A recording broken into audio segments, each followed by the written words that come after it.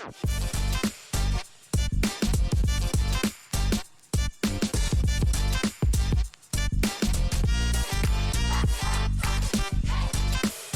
here we go. So I guess this is a new style of podcast. We have the ESPRESSO UXR Minds, not UXR Minds, ESPRESSO UXR. Sorry, I was going to overrun it with UXR Minds. But yeah, welcome to this new series, ESPRESSO UXR. I'm Dale, and I've got an amazing co-host with me. Hi, I'm Giulia. Hi, everyone. Nice to have you here. It's a bit strange not to be the only host on a podcast. It's usually just me asking the questions, but I'm looking forward to developing these episodes. Hopefully it lasts a long time. I'm looking forward to developing these episodes with you and focusing on the brighter side of UXR. Absolutely. I think there is a lot of buzz at the moment, Yeah. negative buzz around, tech layoffs, and everything is going to dust, and UX research being undervalued. But there Mm. are also a lot of things, and there is definitely a bright future for UX research. Absolutely. No, I completely agree. I think the general feeling, especially when you look on places like LinkedIn or just social media in general, around UX in general, but yeah, UXR specifically in our case yeah, there is like a negative, or you could even sometimes say like a toxic feeling about the job search, the role in general. And I suppose we'll get into it in these upcoming episodes, but with the introduction of AI and things like that, I would say there's a lot of fear around the role itself, and that you're gonna, I don't know, AI is gonna take your job, or there are not as many UXR roles out there, or maybe remote roles are becoming less common. But yeah, we want to focus on the brighter side of UX research and focus on the positives that there is around the role. And yeah, just kind of share our love, I think, for the role itself, and yeah, focus on the positives. So yeah, I'm looking forward to doing this with you. I think it would be good though that we just introduce ourselves. I guess maybe listeners of the UXR Minds podcast will be familiar with who I am. So I'll introduce myself later, but I'll let you introduce yourself, Julia, just so our listeners know who's co-hosting this series. Yeah.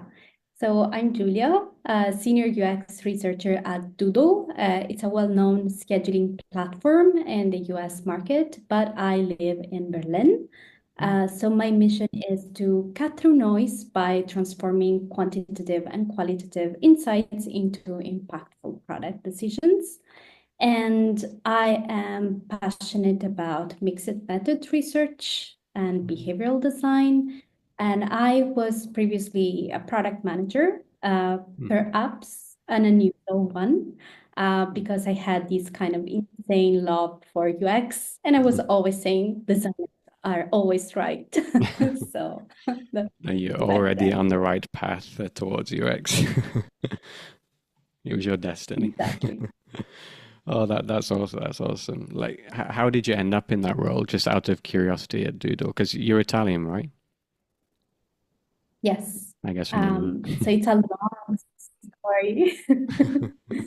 Um, but I had many meaningful roles. I lived in Dublin and I was a customer support representative. So a similar background as you, Dale, in Hmm. customer support. Ah. And back then, I had this lingering question on how do we fix all the user complaints and what is the real root cause of Mm. everything that is, why people don't resonate with the app, and there are so many bugs and problems. Mm. And at certain point, started to kind of bring that question with me, also in subsequent roles. Mm. And it somehow brought me closer to the art of the problem. So I Yeah. was also an agile coach. I worked closely with product managers, designers. I had a training on how to embed UX into the agile process, Ah. product development process. And back then, I read the book Lean UX, Hmm. and I basically everything clicked. I fell in love with UX. I started to read an insane amount of content, books, going on courses. And when I switched to product management, I was focusing more on the business side, quantitative Mm-hmm. side. And then I realized that the key was actually focusing both on quantitative and qualitative. Okay. And I had the opportunity within that role as a product manager to kind of put in practice what I learned, because I Mm-hmm. also did a professional diploma in Mm-hmm. 2021. Mm-hmm. And manager was very supportive back then. So the product team actually encouraged me to switch to UX research. And yeah, I haven't looked back ever since. I'm That's happy with awesome. it. The rest is history. That's cool. That's cool. I always like asking fellow UX researchers how they ended up in the role because no one has the same story. It's not like I don't know if you're a doctor. Well, I suppose there are doctors as well with differing stories, but usually the path is quite similar. You go and study medicine at university, and eventually you end up kind of the path is very linear, and everyone has the same path. But UX research is that fit, and that's also, I guess, like the brighter side of UX and UXR that like anyone really can enter the field, and I think that should be like spoken positively about because it allows like such a varying amount of minds and backgrounds and experiences to come into the field. And I think everyone brings their own perspective as well, depending on where they've come from. So just like with the UXR Minds series, I've interviewed people who've come from theatre, from medicine, actually, tying in with what I said before, from medicine, from I interviewed one recently actually who was a mechanic, a baker. So like you've got all these different minds and different ways to view things. Some backgrounds maybe lend themselves to more of a technical way to view research, others more holistic. It's more creative even, and I find that really fascinating. And also like I can learn from all of these varying colleagues as well. Yeah. I wanted to add, like when I was a kid, I mean, early enough, I didn't know what I wanted to do, but once I started studying communication at Mm, university, I realized that I wanted to be a documentary journalist.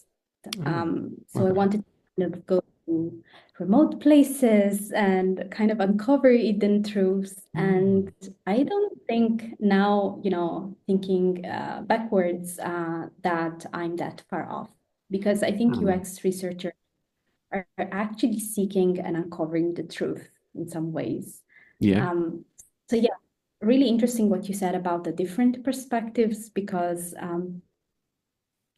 the beauty of UX research is that very disciplines can bring like a unique perspective to it, Mm. and that's important.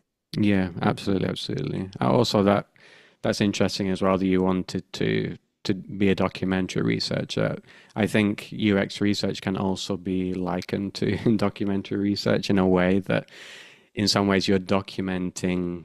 I don't know if you're doing a specific research study or even discovery or whatever. Like you're documenting a user's life in some cases, depending on the product, and you're presenting that as a documentary almost to stakeholders. So in some ways, you're kind of doing that role just with a different name, and not obviously like on TV or something. But by the way, I love documentaries. It's one of my hobbies is binging on nature documentaries. It's a bit maybe geeky or sad, but but I like watching documentaries. And how did you fell in love with UX, Dale? How did I fall in love with UX? It's never been worded to me like that, actually. It's always, how did you fall in love with your wife? So, how did I fall in love with UX? The romance story for UXR. That's actually an interesting question. So, like you mentioned before, I have come from a customer support background. And I suppose my love initially was born out of just helping people. That was, so I wow, let's go back all the way to the beginning. Like my personality has always been quite introverted and quite shy. Like actually running a podcast was something I never expected to do, but here we are. So yeah, I've always been kind of shy and introverted. So the idea of speaking to people on a phone or interviewing people was never high up on my list of things to do. So originally, I studied more of an introverted job, which was networking. So I studied Cisco. Um, so yeah, how to build networks, binary code, all that sort of stuff. But it didn't really inspire me too much. I did it. I graduated, but I knew that it wasn't really what I wanted to do. So I was kind of at like a crossroads. I was working in an IT computer shop, just building computers and but then I realized, and also my boss at the time realized that I was really good at the dealing with the customer side of things. So eventually he just put me on answering the phone. So when a customer called to explain what problem they had with their computer, and I would kind of handle all of that diagnostic side of things, and then inviting the customer to come in with their games console or their computer. And then I would meet the customer at the door. They would again explain the problem. I would take the computer. Then obviously as a team or somebody else would fix the computer, maybe even me as well. And then I would hand back the computer to the customer. And my boss said to me that like our reviews, etc., have gone like through the roof, and like I always get compliments from customers about you and how kind you are and how you always listen and understand. So I noticed then that maybe this could be something that is more up my street in terms of my personality and maybe more of a natural ability that I have. Then, just out of the blue, an opportunity came up, actually in Germany. So, originally I'm from the UK, if you can't tell from my accent. A job came up in Germany through a friend of a friend to work with Microsoft or on a Microsoft project for Office 365 in their customer support team. So, like, I enjoyed what I was doing at the shop, but this was an opportunity to do like a cool experience abroad. So I took the job, and yeah, that's kind of where I like developed, let's say, my customer support skills. And within that role as well, I got good reviews and my scores were always quite good. And eventually Microsoft opened, they called it a user retention team, but I would describe it more as a customer experience team because we were focusing more at that point on the user's journey. So how they arrived to the point where now they wanted to leave Microsoft. And they called it the user retention team because they wanted us to stop these customers from leaving, basically. And at the time, our initial thought as a team when we first started in this kind of new role was Google had just started their online Google Docs platform, so what we were using to organize this podcast. So Google Docs, the Sheets, etc. And it was free, obviously. So from our point of view, we were thinking, okay, all of these customers want to leave and go to Google because Google's free, Microsoft is paid. So why do we need a user retention team? Like, it's already obvious. But once we actually started speaking to these customers, we realized that most of them we were dealing with the team, on that team, we were dealing with business customers. So their whole, like, let's say, I don't know, their whole employee network, maybe thousands of employees, were all integrated into this Microsoft platform. So for them to leave and go to Google was like a huge, like, mess. Also for them, what they got from a paid service was more than a free service in terms of security, privacy. There's a lot of like things that were, let's say, against them leaving Microsoft. So when we actually spoke to them, they were like, look, we don't really want to leave. Like, it's a big problem. And then they would start to explain the reasons why they actually wanted to leave. And there was a lot of things we noticed once we spoke to all of our customers and came back as a team. We started to notice a lot of themes and a lot of common issues that all of them were having that we could, as a team, present to Microsoft and say, look, look, they don't really want to leave, but they're kind of being forced to leave and go to Google because of X, Y, and Z. And yeah, that's kind of where I had my first experience of, let's say, user experience and the whole like discovery and understanding user issues and how we can present potential solutions to those to the product team or the design team. Um, Eventually, long story short, I ended up moving to Italy. And then a friend of a friend introduced me to UX. And yeah, the rest is history. He just said to me, because I didn't know what to do at that time. I wanted to go back into customer support, but it's hard to find a role that I had at Microsoft. Usually just end up on the phones dealing with customer problems. And I loved the aspect of trying to find solutions and finding themes and analyzing the data we were getting from users. I enjoyed all of that, but I didn't know what that role was until my friend introduced me to UX. And eventually UX research, which I found out about as I started studying. So yeah, I hope that wasn't too boring for you and our listeners, but yeah, that's how I ended up in UX and how I fell in love. That's really interesting. Yeah. Yeah, cool.